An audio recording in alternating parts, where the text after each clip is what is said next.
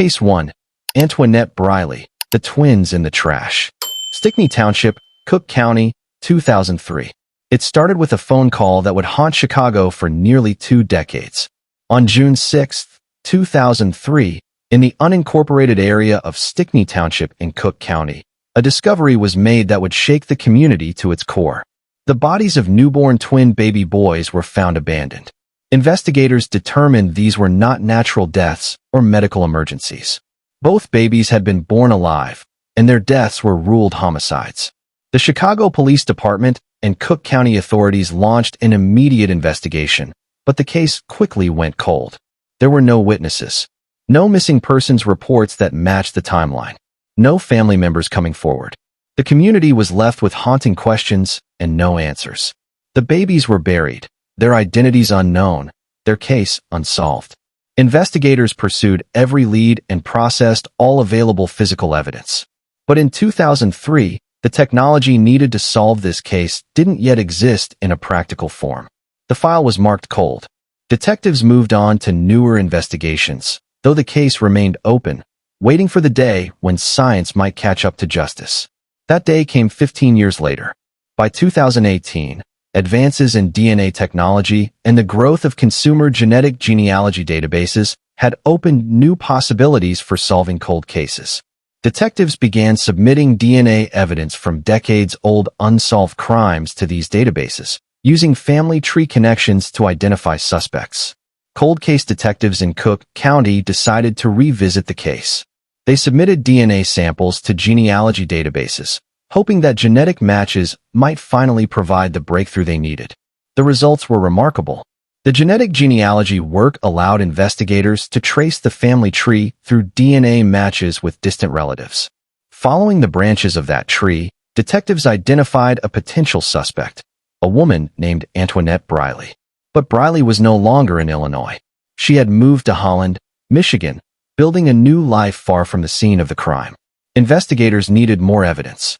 They couldn't make an arrest based solely on genealogical predictions. They needed a direct DNA sample from Briley herself to confirm the connection. Detectives began surveillance, waiting for an opportunity to obtain Briley's DNA.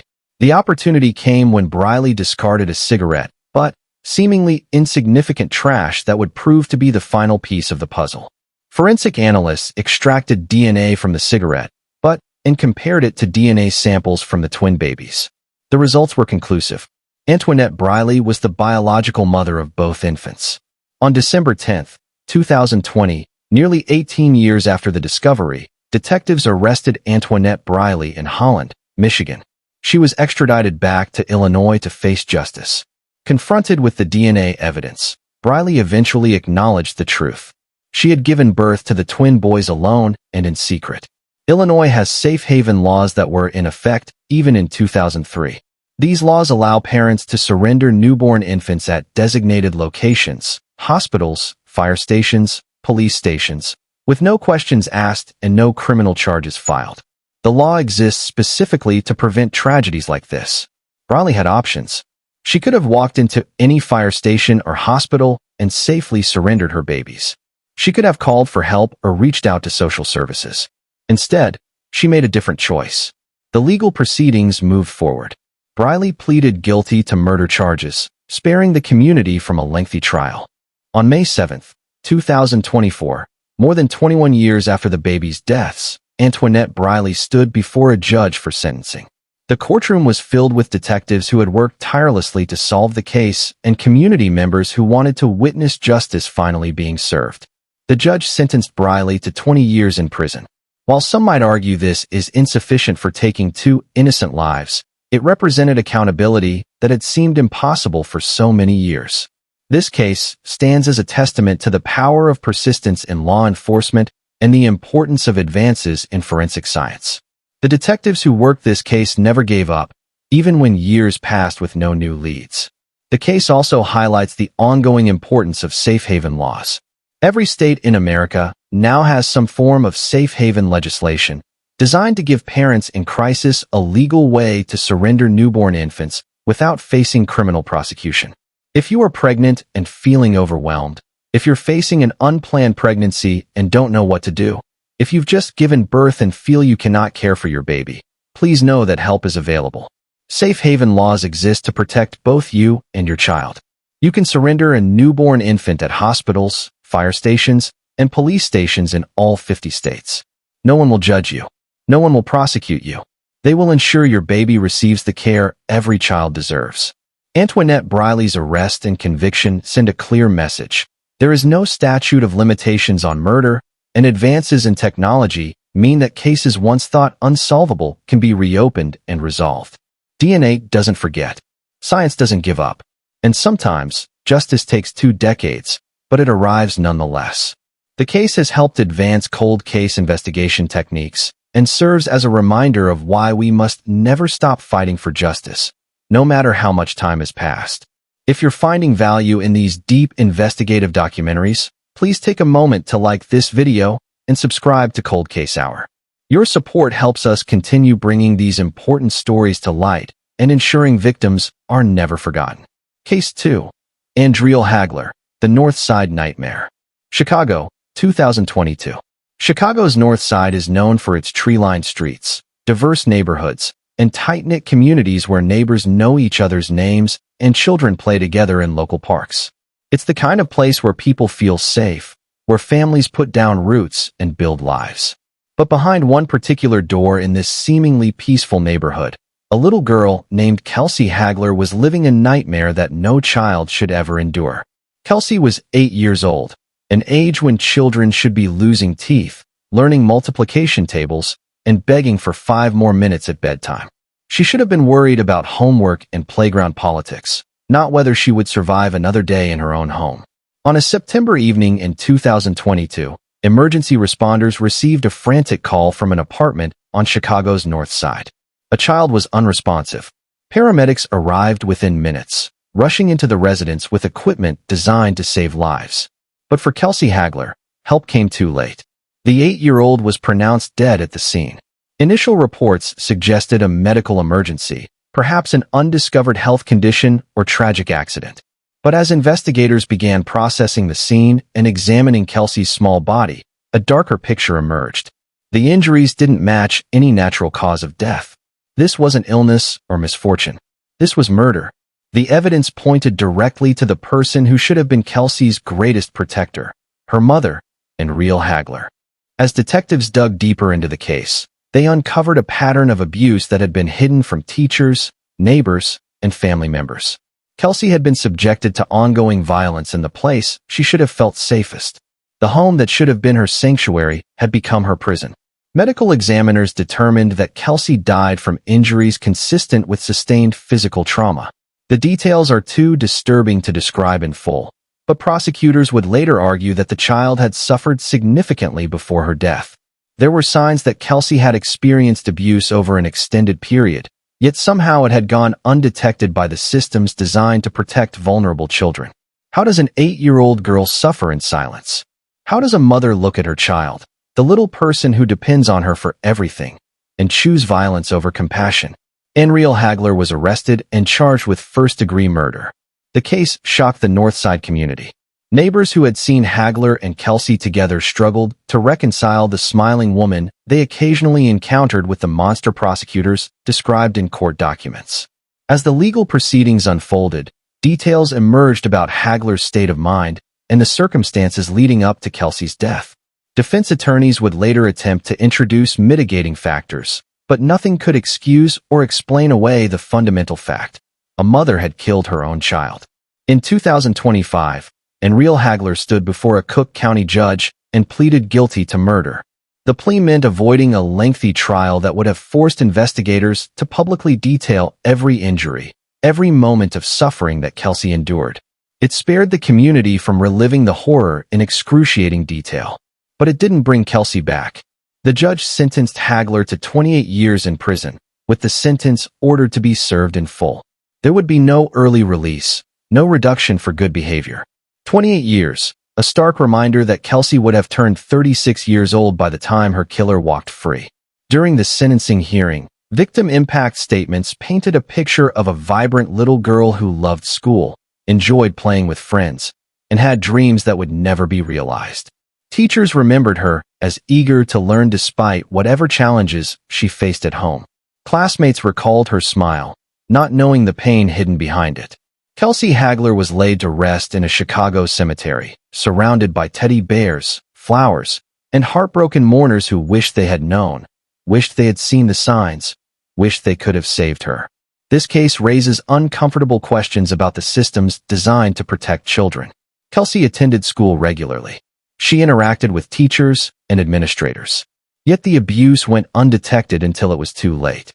Could she have been saved? Were there warning signs that were missed or ignored? The Chicago Department of Children and Family Services launched an internal review following Kelsey's death, examining whether there had been any prior reports or red flags. While those findings remain largely confidential, the case prompted renewed discussions about mandatory reporter training and the need for educators, doctors, and community members to recognize signs of child abuse. Andreal Hagler sits in an Illinois prison today, but her daughter remains forever 8 years old. Frozen in time. A life full of potential, extinguished before it truly began. Kelsey's story reminds us that monsters don't always hide under beds or lurk in dark alleys. Sometimes they tuck you in at night. Sometimes they're the last face you see before closing your eyes forever. This channel exists to give voice to victims like Kelsey Hagler. If these investigations matter to you, please show your support by liking this video and subscribing to Cold Case Hour. Together, we ensure these stories are never forgotten. Case 3. Jannie Perry. The Punishment That Became Murder. North Chicago, 2021. Discipline is a cornerstone of responsible parenting. Setting boundaries, teaching consequences, and guiding children toward becoming responsible adults. These are the duties every parent must undertake. But there's a line between discipline and abuse, between teaching and torture. And when that line is crossed, the results can be catastrophic. Jannie Perry crossed that line, and her 6-year-old son, Damari Perry, paid the ultimate price. In January of 2022, police in North Chicago received a missing persons report. Damari Perry, a first grader who should have been excited about learning to read and making friends, had vanished. His mother, Jannie Perry, told investigators that the boy had disappeared during a family trip to a party in Skokie, Illinois.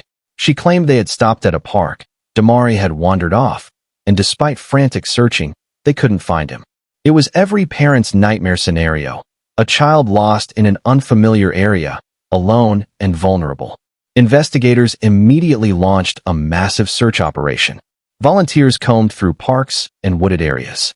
Police canvassed neighborhoods, showing Damari's photo to anyone who might have seen him. Amber alerts lit up phones across northern Illinois.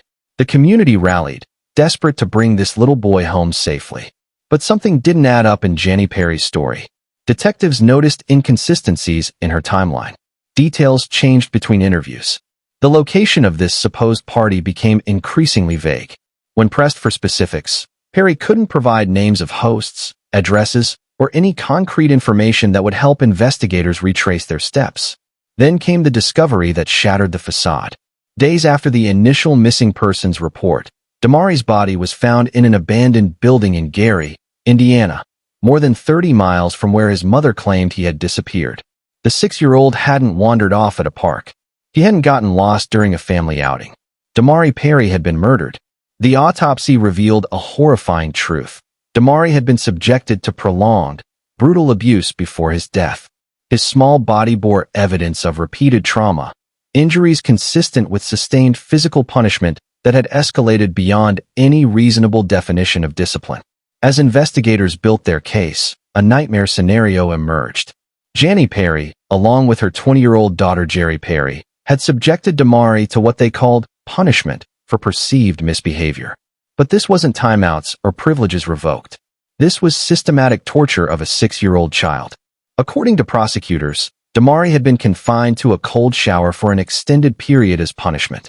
When that didn't satisfy Perry's warped sense of justice, the abuse escalated. The little boy, barely tall enough to reach a kitchen counter, was subjected to violence that eventually proved fatal. After Damari died from his injuries, Jannie Perry didn't call for help. She didn't rush him to a hospital. She didn't attempt CPR or beg emergency services to save her son. Instead, She and her daughter allegedly conspired to hide the evidence of their crime. They wrapped Damari's body and transported it to Gary, Indiana, abandoning him in a vacant building like he was trash to be discarded. Then they concocted the story about the missing child at the party, hoping to deflect suspicion and avoid responsibility.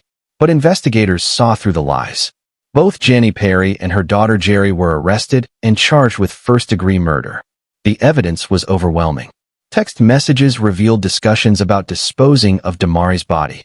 Forensic analysis confirmed that the child had died days before the missing persons report was filed. Witnesses came forward describing the harsh treatment Damari endured in the Perry household. In 2023, facing the weight of insurmountable evidence, Jannie Perry pleaded guilty to first-degree murder. She admitted that what she called discipline had crossed into deadly abuse. She acknowledged that instead of seeking help when Damari was injured, she had tried to cover up her crime. The judge presiding over the case struggled to comprehend the cruelty involved. This wasn't a momentary loss of control. This wasn't an accident that spiraled out of hand. This was calculated, sustained abuse of a defenseless child who had nowhere to turn and no one to protect him. Jannie Perry was sentenced to decades in prison. Her daughter, Jerry Perry, also faced significant prison time for her role in Damari's death and the subsequent cover-up. Both women will spend the best years of their lives behind bars, but Damari will never see his 7th birthday. The community where Damari briefly lived held a memorial service for the little boy who never had a chance. Teachers who had known him for just a few months spoke about his quiet demeanor and his struggle to keep up with classmates. In hindsight, those struggles took on new meaning. How could a child focus on learning when he was living in constant fear? Child welfare advocates point to Damari's case as an example of how abuse can hide in plain sight. Neighbors might notice a quiet child or a strict parent, but hesitate to report suspicions. Teachers might see bruises explained away as playground accidents. Family members might witness harsh discipline, but assume it's not their place to interfere. But when does "not my place" become complicity? When does silence become enabling? Damari Perry deserved so much more than what he received. He deserved a childhood filled with laughter and learning. He deserved a mother who would kiss his scraped knees instead of causing them. He deserved to grow up, to discover his passions, to experience everything life had to offer. Instead, he got Jannie Perry. The Illinois Department of Children and Family Services has since implemented additional training for caseworkers to identify signs of escalating abuse. Mandatory reporters, teachers, doctors, coaches are being reminded that reporting suspected abuse isn't optional or negotiable. It's a legal and moral obligation. Damari's law, proposed in the Illinois legislature following his death, seeks to strengthen penalties for parents who fail to seek medical attention for injured children and for those who attempt to conceal evidence of child abuse. While no law can bring Damari back, lawmakers hope that stronger statutes might prevent the next tragedy. Jannie Perry sits in prison today, but her punishment pales in comparison to the sentence she imposed on her 6-year-old son. Damari got a death sentence for the crime of being a child, and that's something no amount of prison time can ever balance. Cases like Damari Perry's are why Cold Case Hour exists, to remember the victims and examine the failures that allowed these tragedies to happen. If you believe in this mission, please like this video and subscribe to our channel. Your support helps us continue this important work. Case 4. Sarah Safranek, The Suffocating Secret. Oregon, Illinois, 2021. Oregon, Illinois is a small city nestled along the Rock River in Ogle County, about 90 miles west of Chicago. With a population of fewer than 4,000 residents, it's the kind of community where everyone knows everyone, where families have lived for generations, and where tragic news travels fast. In 2021, Oregon was rocked by news that would shatter its small-town tranquility and force residents to confront an uncomfortable truth. Evil can flourish anywhere, even in places that feel safe and familiar. The victim was 7-year-old Nathaniel Safranek, a little boy who loved superheroes and dreamed of being strong enough to protect others. The perpetrator was the person who should have been his greatest protector, his mother, Sarah Safranek. The case began when emergency responders were called to the Safranek home for a report of an unresponsive child. When paramedics arrived, they found Nathaniel without a pulse, not breathing, and beyond the point where resuscitation efforts could help. The 7-year-old was pronounced dead. Initially, Sarah Safranek told investigators that her son had been sick, that his death was unexpected but possibly related to an underlying medical condition. She played the role of a devastated mother, tearfully recounting her son's final hours and expressing disbelief that he was gone. But medical examiners who performed the autopsy found something that contradicted Sarah's story. Nathaniel hadn't died from illness or natural causes. The evidence pointed to asphyxiation. He had been suffocated. As investigators dug deeper into the Safranek family dynamics, a disturbing pattern emerged. Nathaniel had been subjected to years of abuse within his own home. Medical records revealed a history of injuries that Sarah had explained away as accidents or the result of Nathaniel's supposedly clumsy nature. Neighbors would later tell investigators that they had occasionally heard yelling from the Safranek residence, but assumed it was normal parental frustration. Teachers noted that Nathaniel sometimes came to school with bruises, but accepted Sarah's explanations without pushing further. Looking back, the warning signs were there, but no one connected the dots until it was too late. The investigation revealed that Sarah Safranek had subjected Nathaniel to prolonged physical and emotional abuse. The details presented during court proceedings painted a picture of systematic cruelty. A child denied food as punishment, forced to stand in painful positions for hours, subjected to physical violence that escalated over time. And then, on that terrible day in 2021, the abuse turned fatal. Prosecutors alleged that Sarah Safranek suffocated her 7-year-old son, ending his life in a moment of violence that capped years of mistreatment. The exact circumstances of Nathaniel's final moments are known only to Sarah and to the little boy who couldn't defend himself. Sarah Safranek was arrested and charged with first-degree murder. The small community of Oregon struggled to process the news. How could a mother do this? How had the abuse gone undetected for so long? Could Nathaniel have been saved if someone had spoken up sooner? During the trial, the prosecution presented a mountain of evidence documenting the abuse Nathaniel endured. Medical experts testified about the injuries they found during the autopsy, injuries that told the story of a child who had suffered repeatedly and extensively. Child welfare specialists explain how abusive parents often isolate their victims, controlling information flow to prevent outside intervention. The defense attempted to introduce mitigating factors, claims of mental health struggles, overwhelming stress, and circumstances beyond Sarah's control. But jurors heard the evidence and saw the photographs of Nathaniel's small, broken body. They heard testimony about a 7-year-old who loved superheroes but couldn't save himself from the villain he lived with. Sarah Safranek was convicted of murder and sentenced to decades in prison. The judge, reading the verdict, expressed disgust at the betrayal of trust inherent in parental abuse. A mother's job is to nurture, to protect, to love unconditionally. Sarah Safranek had perverted that sacred duty into something monstrous.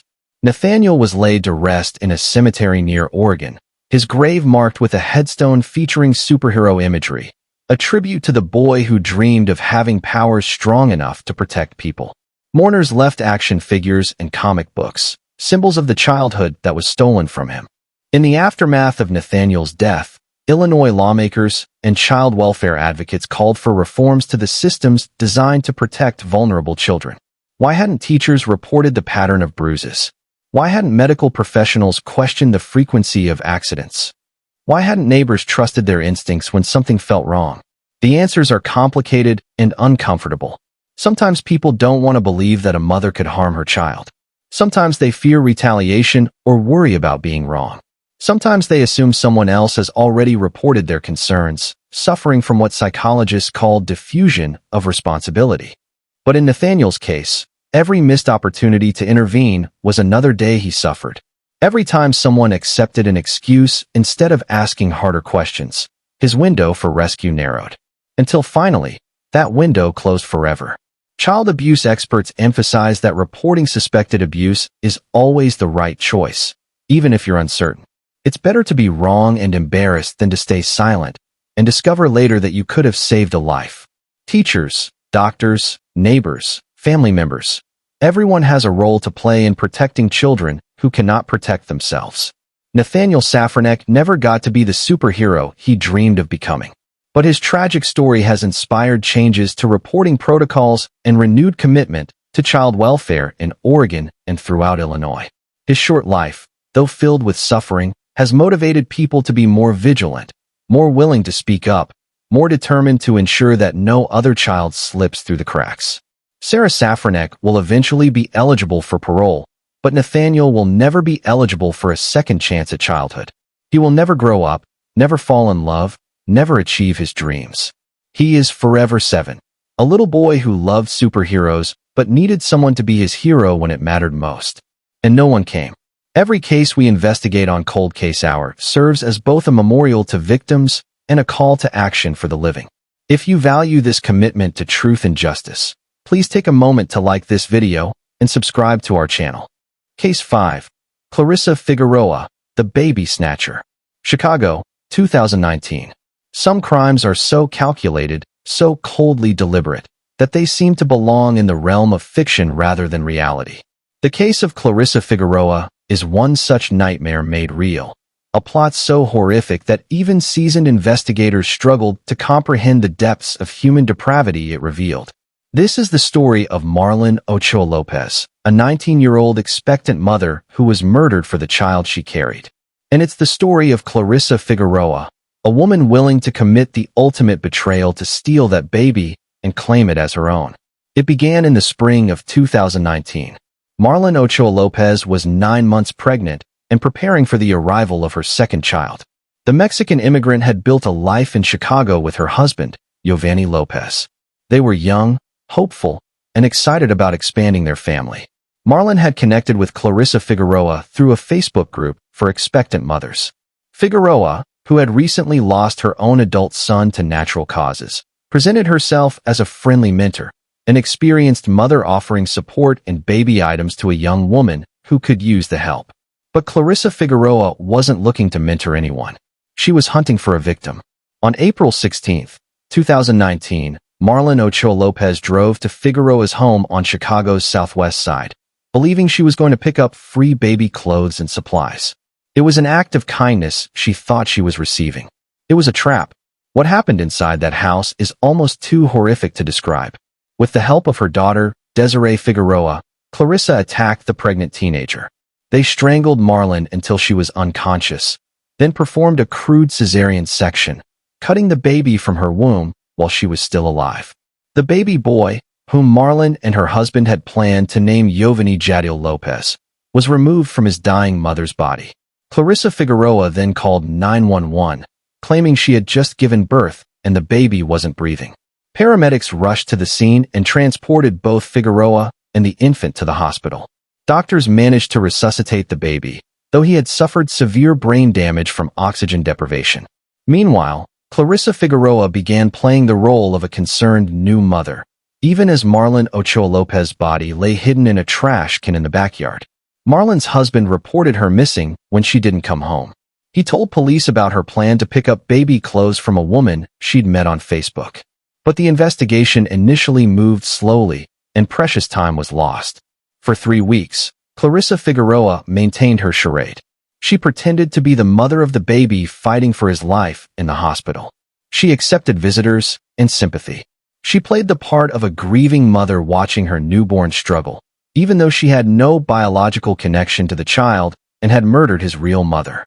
The truth began to unravel when detectives investigating Marilyn's disappearance connected her last known whereabouts to Figueroa's address. When they questioned Figueroa and her daughter, the lies began to crumble.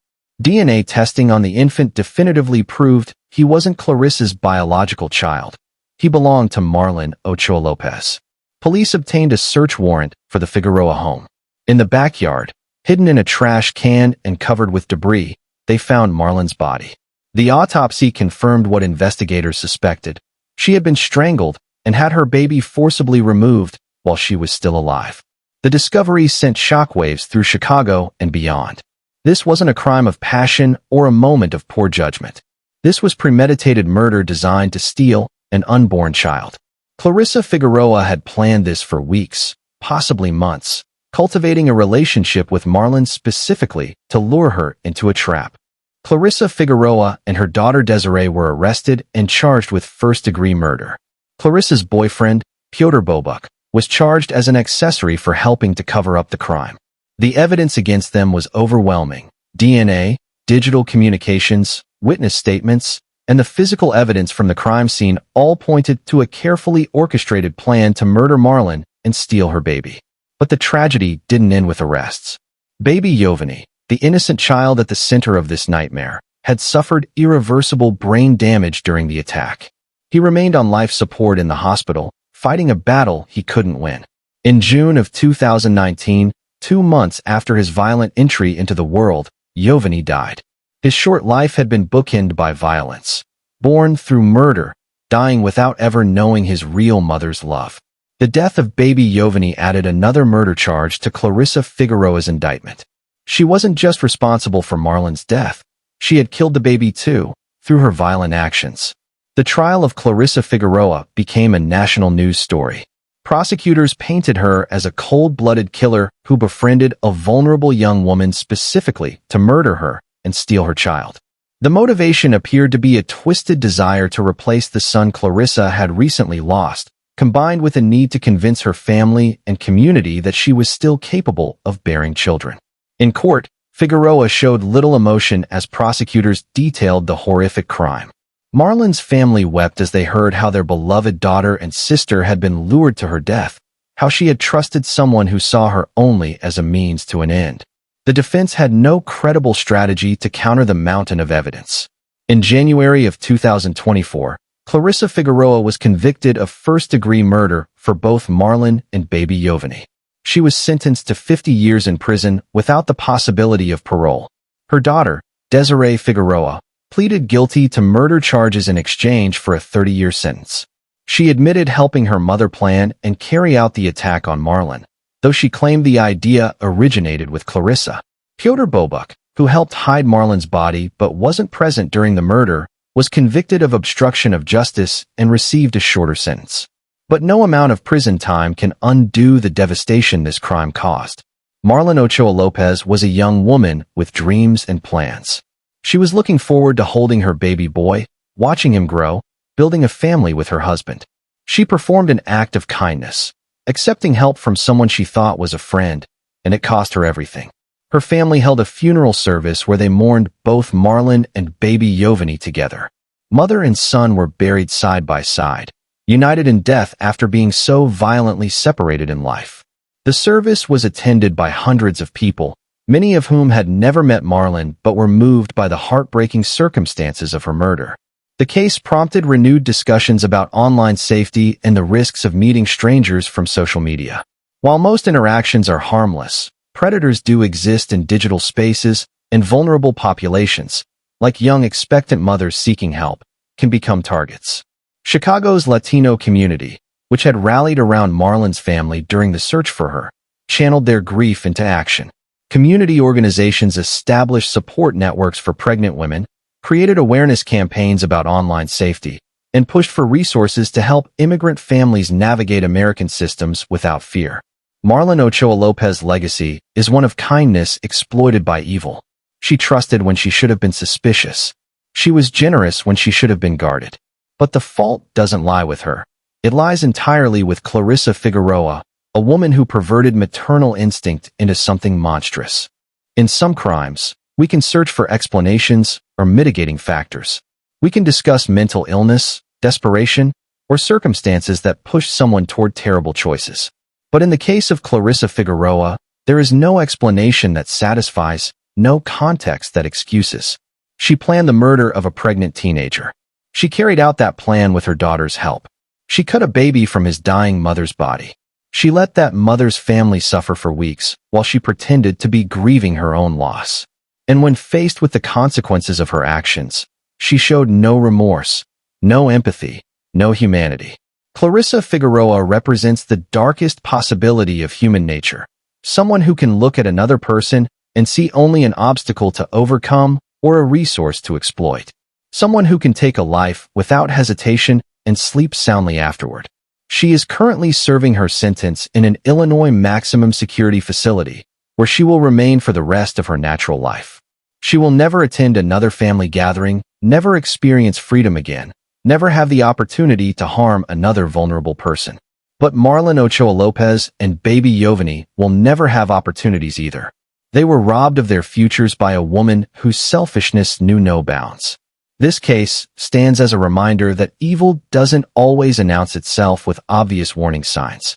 Sometimes it wears a friendly face, offers help, and waits patiently for the perfect moment to strike.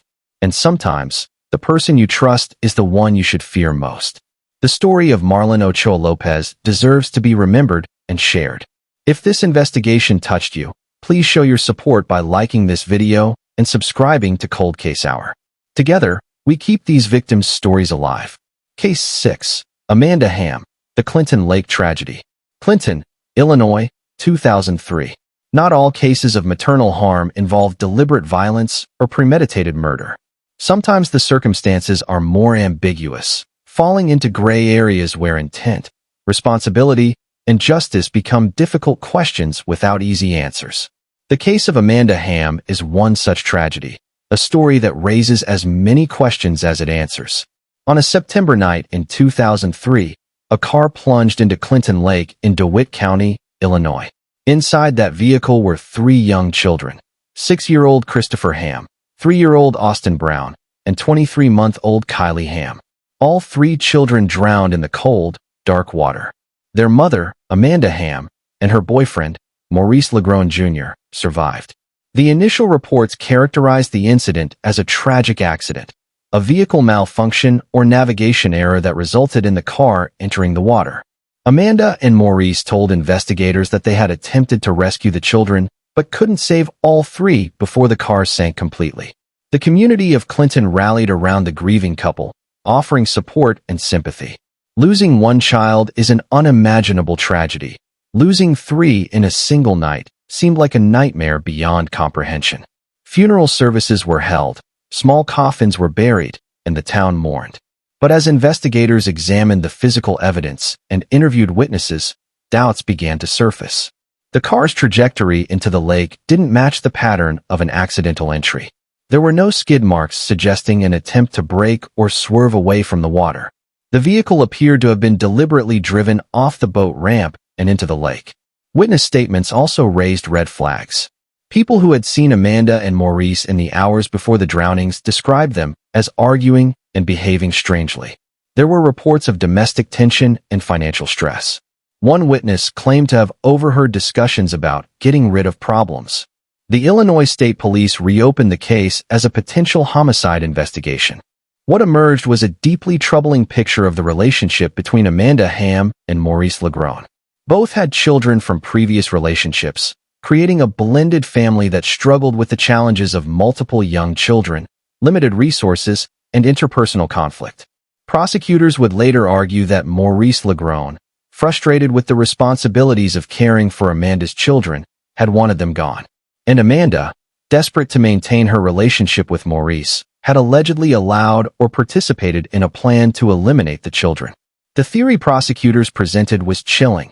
Amanda Hamm and Maurice Legrone had deliberately driven the car into Clinton Lake with the children inside, intending to drown them and make it appear as an accident. Both were arrested and charged with murder. The evidence was largely circumstantial. There were no confessions, no witnesses to the actual moment the car entered the water, no smoking gun. But the totality of circumstances painted a damning picture. The suspicious trajectory of the vehicle, the lack of legitimate explanation for how the car ended up in the lake, the witnesses who described tension and conflict, and the fact that both adults survived while all 3 children died. During the trial, the prosecution presented expert testimony about the physics of the car's entry into the water, arguing that it was inconsistent with accidental submersion. They highlighted the absence of defensive injuries or signs that the children had struggled violently, suggesting they may have been unconscious or restrained when they entered the water.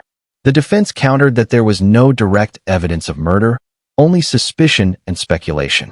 They argued that the state was prosecuting grieving parents for what was genuinely a tragic accident born of poor judgment and panic. The jury faced an agonizing decision. Could they convict 2 people of murder based on circumstantial evidence and expert theories about vehicle dynamics? Could they sentence individuals to decades in prison without a clear smoking gun? In the end, Maurice Legrone was convicted of first-degree murder and sentenced to life in prison without parole. The jury believed that he had deliberately driven the car into the lake, drowning the 3 children. Amanda Hamm's case was more complicated. While prosecutors believed she was complicit in the plan, proving her level of involvement was more difficult. She was ultimately convicted of endangering the lives of children and other related charges, but was not convicted of first-degree murder. The distinction raised important questions about parental responsibility and the extent to which failing to protect children constitutes a crime.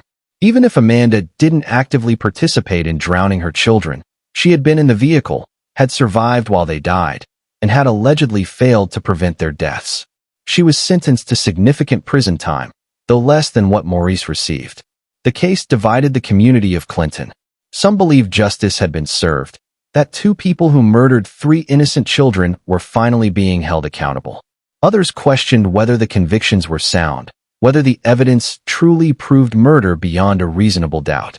What isn't in dispute is that 3 young children died that September night. Christopher, who was just starting elementary school and learning to read. Austin, who was at the age where everything is a question and the world is full of wonder. Kylie, barely more than a baby, just beginning to form words and take her first independent steps. They went into the water and never came out. Were they murdered by the adults responsible for their care? Or were they victims of a tragic accident compounded by poor decisions and panic? The legal system has rendered its verdict, but the full truth of what happened in those final moments may never be known with absolute certainty. What we do know is that Amanda Hamm was responsible for protecting her children, and she failed.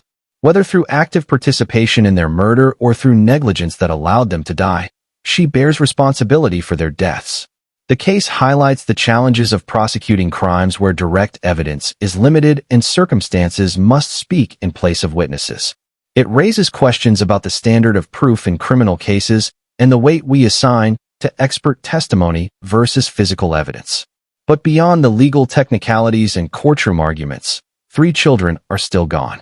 3 little people who should be adults now, living their lives, pursuing their dreams, building families of their own. Christopher would be 27 years old today. Austin would be 24. Kylie would be 22. Instead, they remain forever frozen at 6, 3, and 23 months.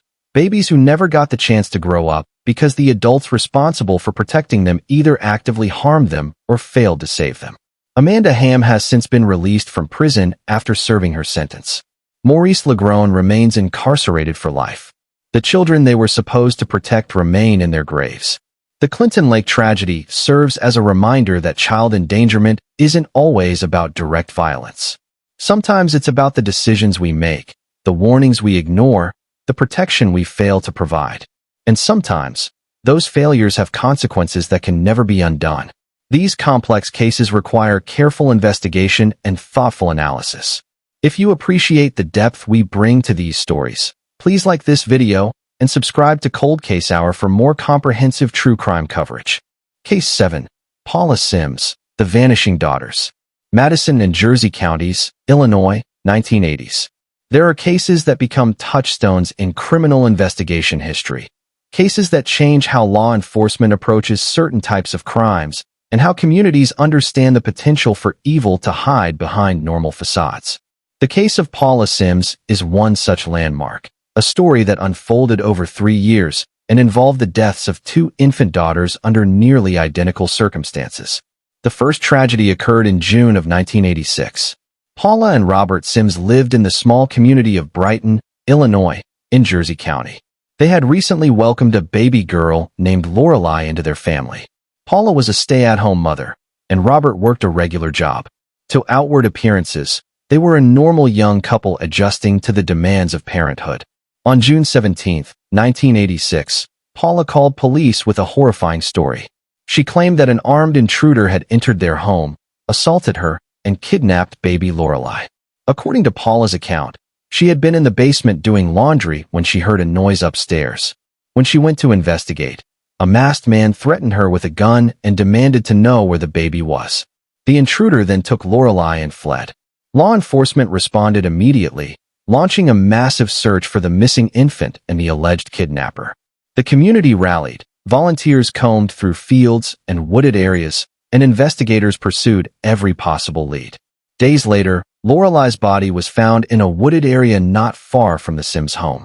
She had been placed in a trash bag and hidden among the trees. The baby was only 13 days old. The autopsy couldn't definitively determine the cause of death due to decomposition, but investigators were troubled by inconsistencies in Paula's story. The timeline didn't quite add up. The description of the intruder was vague and generic. Physical evidence at the scene didn't support the narrative of a violent home invasion. But without concrete proof of Paula's involvement, and facing the tragic image of a mother who had lost her newborn baby, investigators couldn't build a case. The death of Lorelei Sims was classified as a kidnapping and murder by an unknown suspect.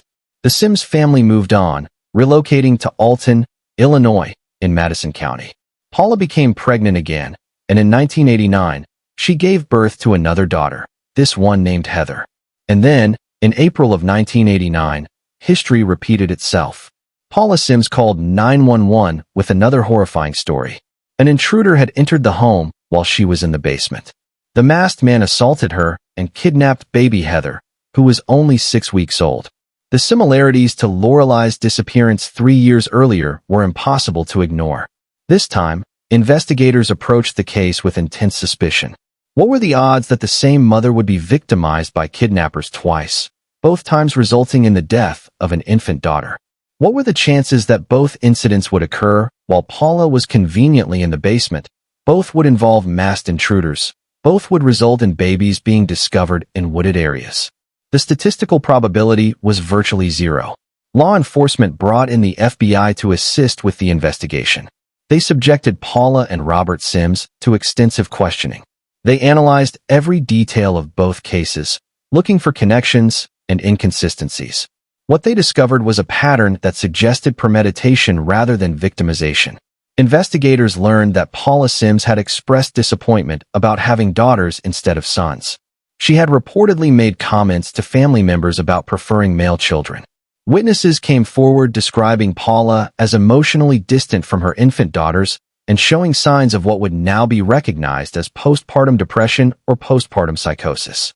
The FBI's Behavioral Analysis Unit developed a profile suggesting that Paula Sims had killed both of her infant daughters, likely through suffocation, and then staged the kidnapping scenarios to cover her crimes.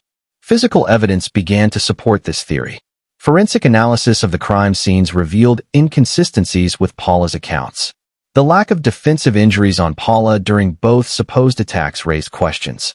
The improbability of two identical kidnappings targeting the same family was overwhelming. Paula Sims was arrested and charged with the murders of both Lorelei and Heather. The trial became a media sensation. Prosecutors painted Paula as a cold-blooded killer who murdered her own daughters simply because they weren't the sons she wanted. They presented expert testimony about infanticide, discussing cases where mothers killed unwanted children and the psychological factors that might drive such behavior. The defense argued that the prosecution's case was built on speculation and circumstantial evidence. They claimed Paula was being persecuted because she didn't display the right kind of grief, that she was being judged for not fitting society's expectations of how a mother should act. But the jury heard all the evidence: the improbability of two identical kidnappings, the inconsistencies in Paula's stories, the physical evidence that contradicted her accounts, and the testimony about her preference for male children.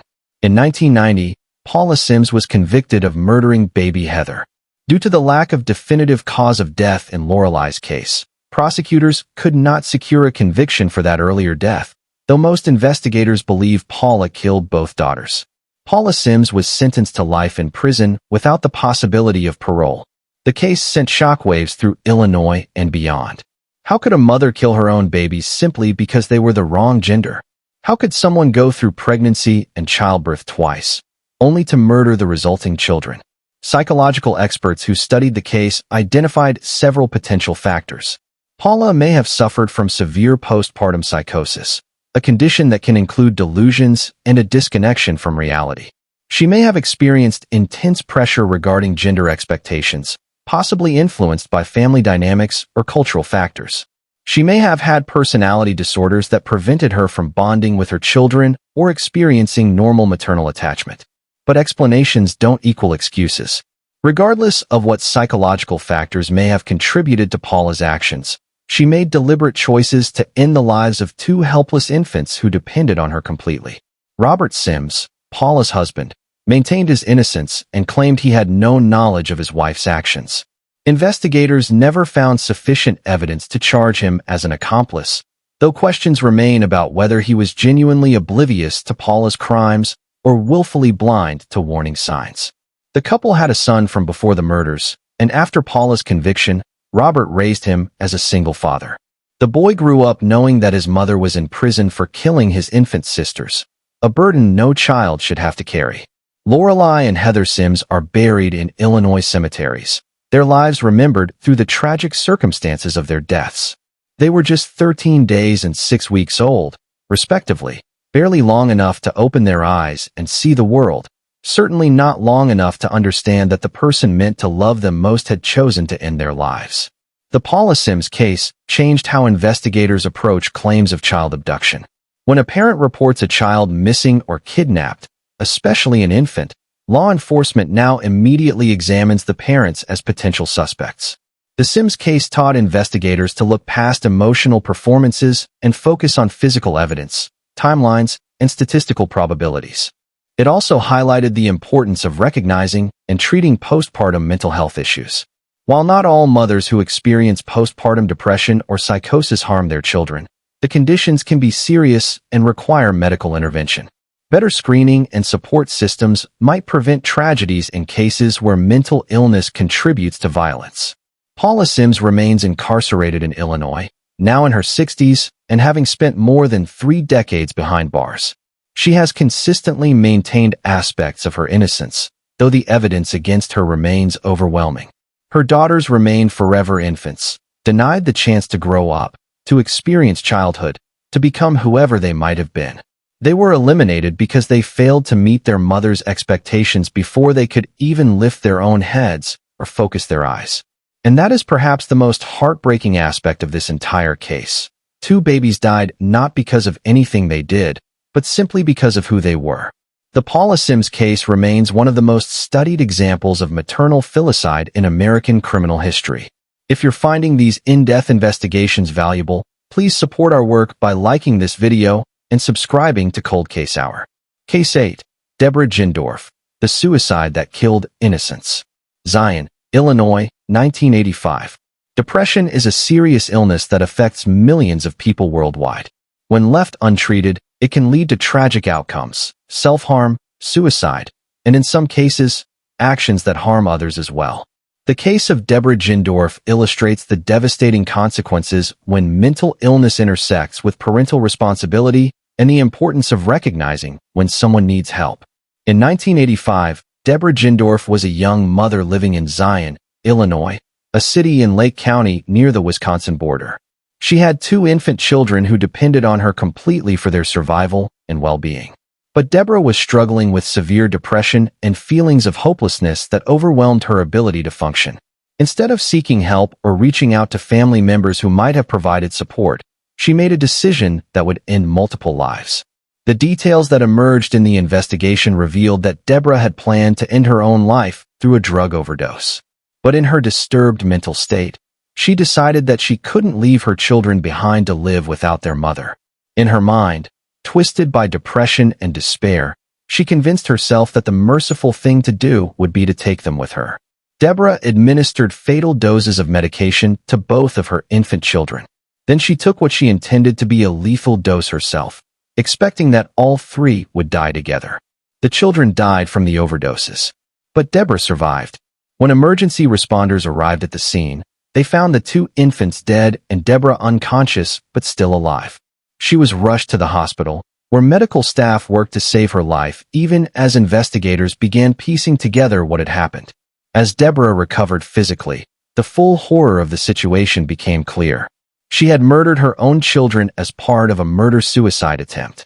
The babies, who had no say in their fate, were killed by the person they trusted most. Debra Gindorf was arrested and charged with murder. The case raised complex questions about culpability, mental illness, and the extent to which someone in the grip of severe depression can be held responsible for their actions. During the legal proceedings, mental health experts evaluated Debra extensively. They diagnosed severe depression and potentially other mental health conditions that had impaired her judgment and disconnected her from reality. Defense attorneys argued that Debra's mental illness meant she couldn't fully appreciate the wrongfulness of her actions or control her behavior. Prosecutors acknowledged the mental health component, but argued that Debra still had the capacity to make choices, and she chose to kill her children. They pointed out that she had planned the act, obtained the medications, and carried out the murders deliberately, all indicators of premeditation rather than a spontaneous break with reality. The case highlighted ongoing debates in criminal justice about how to balance compassion for mental illness with accountability for criminal actions. Where is the line between not guilty by reason of insanity and guilty but mentally ill? How do we protect society while also recognizing that some defendants are genuinely sick rather than evil? The court ultimately determined that while Debra suffered from mental illness, she was still criminally responsible for her actions. She was convicted and sentenced to prison time, though her sentence took into account the mental health factors that contributed to the tragedy. The case of Debra Gindorf is different from many of the others we've examined today, because intent and motive were filtered through the lens of mental illness rather than anger, frustration, or deliberate cruelty. Debra didn't kill her children because she didn't want them or because they were inconvenient. She killed them because her depression convinced her that death was preferable to life, and she couldn't imagine leaving them behind. But the result was the same. 2 innocent babies died at their mother's hands. This case underscores the critical importance of mental health awareness and intervention. Postpartum depression affects a significant percentage of new mothers, and in severe cases, it can progress to postpartum psychosis, a condition that includes delusions and hallucinations and carries a genuine risk of harm to both mother and child. Family members, friends, and healthcare providers need to be vigilant for signs that a new mother is struggling beyond normal adjustment difficulties. Warning signs include expressions of hopelessness, talk of suicide or death, inability to bond with the baby, extreme mood swings, and withdrawal from normal activities. When these signs appear, intervention isn't optional, it's essential. Mental health treatment, including therapy and medication when appropriate, can literally save lives. The tragedy of Debra Gindorf's case is that it might have been preventable. If she had received treatment for her depression before it reached crisis levels, her children might still be alive. If she had reached out for help, or if someone in her life had recognized the severity of her condition and insisted on intervention, the outcome could have been different. But there were no interventions, no treatments, no rescue. And 2 babies paid the price for their mother's untreated illness. Debra Gindorf served her sentence and was eventually released from prison. She has lived the remainder of her life knowing that she killed her own children, carrying guilt and regret that no amount of time can erase. The children are buried in Illinois, their lives cut short before they had a chance to develop personalities or memories. They exist now only in legal documents and the memories of family members who mourn what might have been. This case reminds us that maternal harm doesn't always stem from malice or cruelty. Sometimes it comes from illness that overwhelms reason and judgment. But regardless of the source, the victims are just as dead, and the families are just as devastated. It's a call to take mental health seriously, to recognize that depression isn't weakness or something that can be overcome through willpower alone. It's a medical condition that requires medical treatment, especially when the stakes are as high as the lives of innocent children. Mental health awareness can prevent tragedies like the Gindorf case. If these important stories resonate with you, please show your support by liking this video and subscribing to Cold Case Hour. Case 9. Elzbieta Plackowska, the stabbing horror in Naperville. Naperville, Illinois, 2012. Naperville, Illinois, is consistently ranked as one of the best places to live in America. Located in the western suburbs of Chicago, it boasts excellent schools, low crime rates, beautiful parks, and a strong sense of community. It's the kind of place where families feel safe, where children play outside, where neighbors trust each other. But on an October day in 2012, that sense of safety was shattered by an act of violence so brutal, so incomprehensible, that it would haunt the community for years to come. The perpetrator was Elzbieta Plackowska, a Polish immigrant who worked as a nanny and caregiver. The victims were her own 7-year-old son, Justin, and a 5-year-old girl named Olivia Dworakowski, whom Elzbieta was babysitting. The crime scene was discovered when Olivia's parents returned home to pick up their daughter. What they found would become the stuff of nightmares. Both children had been brutally murdered, stabbed multiple times in an attack of unimaginable ferocity. The details that emerged during the investigation were horrifying. Elzbieta had used a knife to attack both children, inflicting dozens of stab wounds. The violence was extreme, frenzied, and sustained. These weren't quick, merciful deaths. The children had suffered terribly before succumbing to their injuries. When police arrived, they found Elzbieta at the scene, covered in blood. She was arrested immediately and charged with 2 counts of first-degree murder. As investigators tried to understand what could drive a mother to murder her own child and an innocent girl in her care, a disturbing picture emerged. Elzbieta had been exhibiting signs of severe mental illness, including religious delusions and paranoid thinking. According to testimony that would later emerge in court, Elzbieta had become increasingly fixated on religious themes, particularly involving demons, possession, and spiritual warfare. She had begun to believe that her son and the girl she was babysitting were possessed by evil spirits or were themselves demonic entities that needed to be destroyed. In her psychotic state, Elzbieta convinced herself that killing the children was a righteous act, that she was protecting the world from evil rather than committing murder. This type of delusion, while rare, is recognized in psychiatric literature as a feature of certain severe mental illnesses, particularly psychosis with religious themes. The legal proceedings in the Plackowska case centered on the question of criminal responsibility and sanity.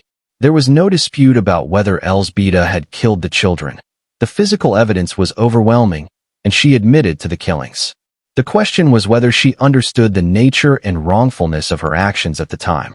Defense attorneys argued that Elzbieta was in the grip of a severe psychotic episode and genuinely believed she was fighting demons rather than harming children.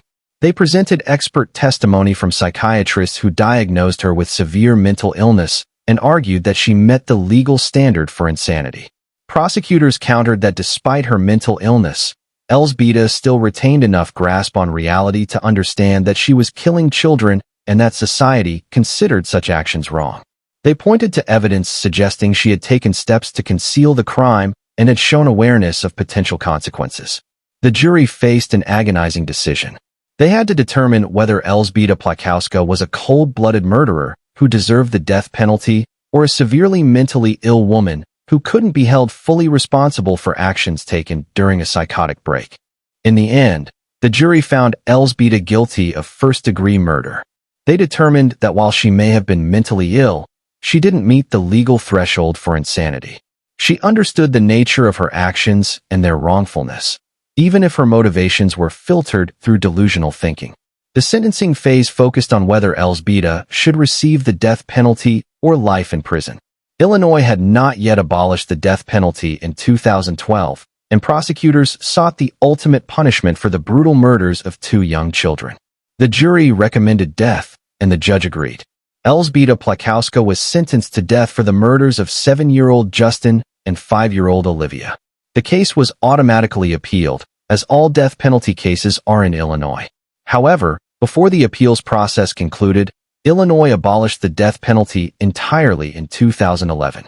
Wait, actually the murders occurred in 2012 after the abolition. Let me correct this. Actually, Illinois abolished the death penalty in 2011, the year before these murders. So Elzbieta Plackowska was sentenced to life in prison without the possibility of parole rather than death. The Illinois Supreme Court upheld her conviction and sentence on appeal. The court found that despite her mental illness, the evidence supported the jury's conclusion that she was criminally responsible for her actions. Elzbieta Plackowska is currently serving her life sentence in an Illinois correctional facility. She receives mental health treatment for her ongoing psychiatric conditions, but will never be released from prison. The victims, Justin and Olivia, are remembered by their families and the Naperville community. Justin was a bright 7-year-old who loved school and playing with friends. Olivia was a vibrant 5-year-old full of energy and curiosity about the world. Both children died terrified and in pain, unable to comprehend why someone they trusted was hurting them. Justin called his mother Mama and expected her to protect him, not destroy him. Olivia's parents had entrusted their daughter to Elzbieta's care, never imagining that decision would be fatal. The case prompted discussions about mental health screening for caregivers and the warning signs of psychosis. Were there red flags that were missed? Could family members or friends have recognized that Elzbieta was becoming dangerously ill and intervened before tragedy struck? In hindsight, there may have been signs. People close to Elzbieta later reported that she had been acting strangely in the weeks before the murders, making odd comments about religious themes and exhibiting behavior that suggested disconnection from reality. But no one recognized these signs as indicators of imminent danger. This highlights a persistent challenge in preventing violence related to mental illness, recognizing when someone has crossed from merely eccentric or troubled to genuinely dangerous. Most people with mental illness never harm anyone, but in rare cases, untreated psychosis can lead to violence, especially when delusions involve perceived threats or religious commands. The Plackowska case is a tragedy on multiple levels. 2 innocent children lost their lives in a horrific manner. A woman with severe mental illness committed acts that will haunt her for the rest of her life, even if her judgment was impaired by psychosis. And families are left with grief that will never fully heal and questions that have no satisfying answers. Could this have been prevented? Should the legal system treat severely mentally ill defendants differently? How do we balance compassion for mental illness with accountability for criminal actions and protection of society? These are questions without easy answers, but they're questions we must continue to ask as we grapple with cases that fall at the intersection of mental illness and crime. Justin and Olivia deserve to grow up. They deserve to experience life, to pursue their dreams, to become whoever they were meant to be. Instead, their lives were cut short by an act of violence that no child should ever experience.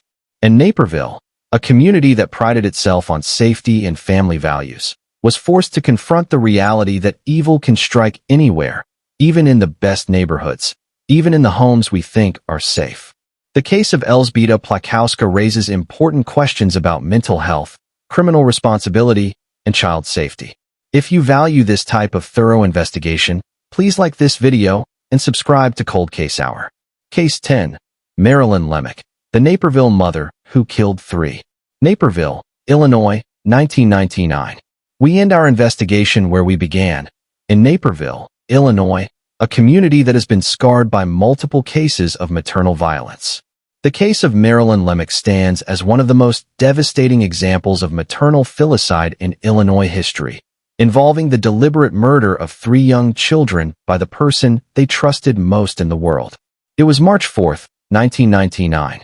David Lemak returned home from work expecting the usual evening routine, dinner with his wife and 3 young children, perhaps some playtime before bed, the comfortable rhythms of family life. Instead, he walked into a scene of unimaginable horror. His 3 children, Nicholas, age 7, Emily, age 6, and Thomas, age 3, were dead. They had been suffocated by their mother, Marilyn Lemak, who had then attempted to take her own life through a drug overdose. Emergency responders arrived to find the 3 children beyond saving and Marilyn unconscious but alive. She was rushed to the hospital, where medical staff managed to stabilize her condition even as investigators began the heartbreaking process of determining what had happened. As Marilyn recovered physically, the full scope of the tragedy became clear. This wasn't a spontaneous act or a moment of impulsive violence. Marilyn had planned the murders of her children, carrying out the killings while they slept and then attempting to end her own life. The investigation into Marilyn's motive revealed a woman struggling with severe depression and marital problems. Her relationship with David had deteriorated, and they were in the process of separating. Marilyn felt overwhelmed, abandoned, and hopeless about the future. But rather than seeking help or working through the divorce process, Marilyn made a decision that would destroy multiple lives. She decided that if she couldn't have her perfect family, no one would. She decided that death was preferable to life as a divorced single mother. And most horrifically, she decided to make that choice not just for herself, but for her 3 children as well. On the night of the murders, Marilyn went into each child's bedroom and suffocated them one by one. 7-year-old Nicholas, who was excited about 2nd grade and learning to play soccer. 6-year-old Emily, who loved to draw and dreamed of being an artist. 3-year-old Thomas, barely more than a toddler, who was just beginning to form complete sentences and develop his own personality. Each child was killed in their own bed, in the place where they should have felt safest. Each trusted their mother completely, never imagining that she would harm them. They went to sleep expecting to wake up to another ordinary day, never knowing that their mother had decided it would be their last night alive. After murdering all 3 children, Marilyn wrote a note explaining her actions and took what she intended to be a fatal overdose of medication. The note revealed her twisted reasoning. She believed she was saving her children from the pain of a broken home and the struggles of life without an intact family. But the children didn't need saving from divorce. Millions of children navigate their parents' separations and grow up to lead happy, fulfilling lives. What Nicholas, Emily, and Thomas needed was protection from their mother's mental illness and her catastrophic decision-making. Marilyn Lemak survived her suicide attempt and was arrested for triple murder. The trial became a focal point for discussions about maternal filicide, mental illness, and criminal responsibility. Defense attorneys argued that Marilyn suffered from severe depression and possibly psychosis, that her mental state was so disturbed she couldn't appreciate the wrongfulness of her actions. Prosecutors painted a different picture. They argued that Marilyn's actions showed planning and deliberation.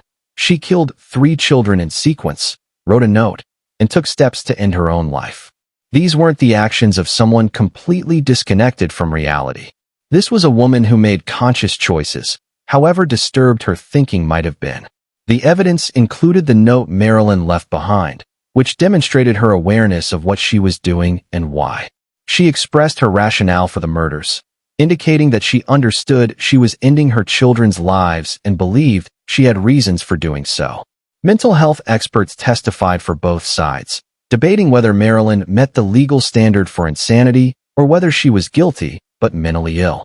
The jury deliberated and ultimately found Marilyn Lemak guilty of 3 counts of first-degree murder. They determined that while she may have been depressed and emotionally troubled, she still understood the nature and consequences of her actions. Marilyn was sentenced to life in prison without the possibility of parole, effectively 3 life sentences, 1 for each child she murdered. The case devastated the Naperville community and the extended Lemak family. David Lemak lost his 3 children and his wife in a single night.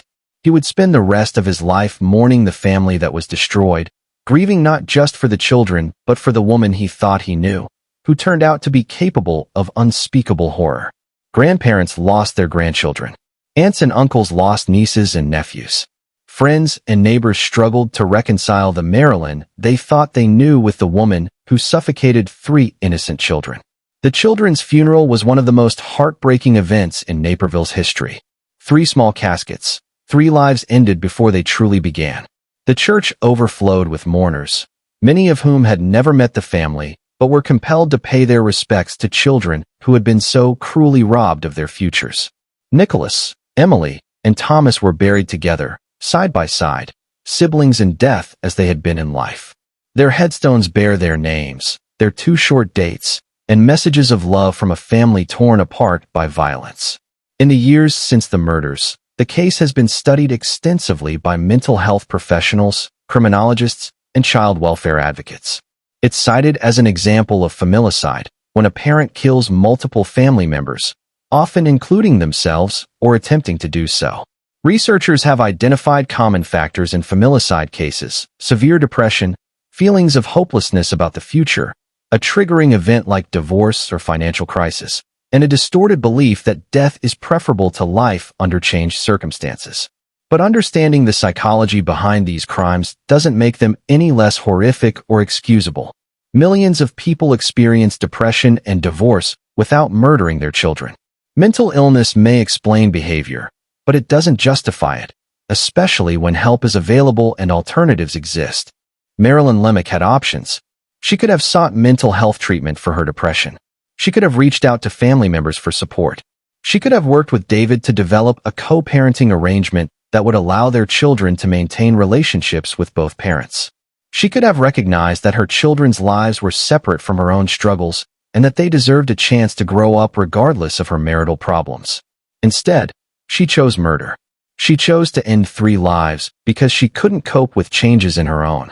She decided that her children were better off dead than living without an intact 2-parent household. She was wrong. Catastrophically, irrevocably wrong. Marilyn Lemak remains incarcerated in Illinois, now in her 60s, having spent more than 2 decades behind bars. She will die in prison, never experiencing freedom again, forever marked as the woman who killed her 3 children. But Nicholas, Emily, and Thomas will never experience anything again. They'll never graduate from high school, never fall in love, never pursue careers or start families of their own. They'll never travel, never discover their passions, never make their mark on the world. They remain frozen at 7, 6, and 3 years old, children forever, victims of the woman who gave them life and then took it away. The Lemak case serves as a tragic reminder that mental health crises require intervention, that warning signs should never be ignored, and that the decision to become a parent carries a sacred responsibility to protect and nurture children regardless of personal circumstances. As we close this investigation into the darkest cases of maternal violence in Illinois history, we're left with uncomfortable truths. Mothers can be monsters. The people we're taught to trust most can be the most dangerous. And evil doesn't always announce itself. Sometimes it wears a familiar face and speaks in a loving voice before revealing its true nature. These 10 cases represent just a fraction of the tragedies that occur when the maternal bond is twisted into something dark and deadly. Each case is unique. Each has its own specific circumstances and factors. But they all share common threads: betrayed trust, stolen futures, and children who died at the hands of the people meant to protect them. We remember these victims not to exploit their suffering, but to honor their lives and ensure that their stories continue to matter. We examine these cases not to sensationalize violence, but to understand how such tragedies occur and how we might prevent them in the future. Nicholas and Emily and Thomas Lemak deserve better. They deserve to grow up, to chase their dreams, to experience everything life had to offer. Instead, they became statistics, case studies, cautionary tales. But they were children first. Real kids with personalities and quirks and favorite toys and bedtime routines. They laughed and played and learned and grew, right up until the moment their mother decided they couldn't do those things anymore. And that is the ultimate tragedy of maternal filicide. It's not abstract or theoretical. It's about real children with real potential, extinguished by the people who should have cherished them most. Thank you for joining us on this difficult but important journey through these cases. If this investigation has impacted you, please show your support by liking this video, leaving a comment with your thoughts, and subscribing to Cold Case Hour. Together, we ensure these victims are remembered and their stories continue to matter. There you have it. 8 hamburger brands that don't deserve a place in your freezer, and 2 alternatives that will actually deliver quality and value. The frozen burger industry has spent decades convincing Americans that convenience is worth sacrificing quality. But you now have the information to make better choices. Remember, every dollar you spend is a vote for the kind of food system you want to support. Choose quality over marketing hype. Choose transparency over clever packaging. Choose real beef over processed fillers. If this investigation helped you make better decisions for your family, please hit that like button, drop a comment sharing which brand surprised you most, and make sure you're subscribed to the U.S. Grocery Report with notifications turned on. We're investigating a different grocery category every week, exposing the truth that major brands don't want you to know. Thanks for watching, and I'll see you in the next investigation. Until then, stay informed and stay healthy.